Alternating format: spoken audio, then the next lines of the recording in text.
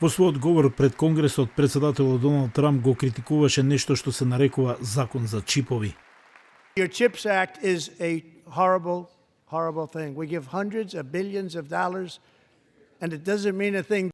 Трамп зборува за речиси 53 милиарди долари субвенции за производство и истражување на полупроводници во САД, кои поранешниот председател Џо Бајден ги потпиша како закон.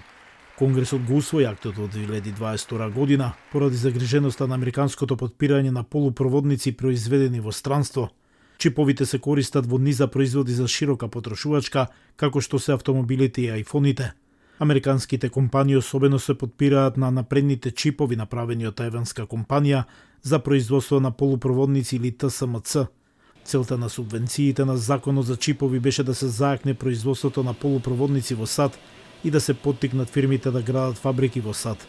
На ТСМЦ му беа доделени 6,6 милиарди долари и се обврза да инвестира 65 милиарди долари за изградба на 3 фабрики во Аризона. Откако го започна својот втор мандат на функцијата, Трамп најави царини за да ги поттикне клучните домашни индустрии. Тој се закани со тарифи за увезените чипови и тврдеше дека законот за чипови не е испорачан.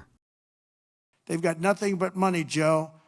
They didn't need money, they needed an incentive, and the incentive is going to be they're not going to want to pay a 25, 50 or even 100% tax. Трамп во понеделникот објави дека ТСМЦ се согласил да потроши дополнителни 100 милиарди долари во следните 4 години за изградба на нови американски капацитети за изработка на чипови од високата класа на фирмата, кои се користат за вештачка интелигенција и паметни телефони.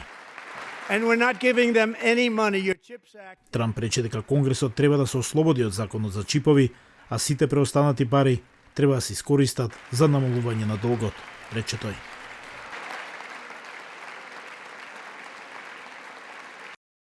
Доминантната позиција на Тајван како производител на чипови кои се користат во технологијата, од мобилни телефони и автомобили до борбени авиони, предизвика загриженост во САД, особено по пандемијата, откако се утврди дека сите се подпираат на производството во Тајван, особено кога Кина го зголемува притисокот врз островот, заканувајќи се со своите претензии спрема суверенитетот на Тајван. Со производството на ваквите чипови, носењето поголем дел од своето производство на тлото на САД би се решило голем ризик со синџирот на снабдување. За Алфа телевизија од Гласот на Америка, Јован Чономовски.